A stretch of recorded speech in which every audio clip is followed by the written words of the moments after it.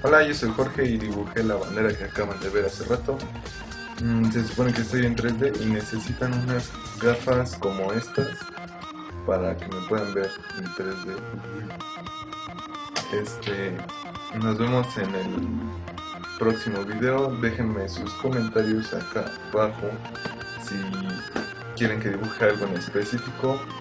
Si tengo tiempo lo haré, y si te gustan este tipo de videos, suscríbete arriba, no te cuesta nada. Sale pues, nos vemos en otro video. Chao.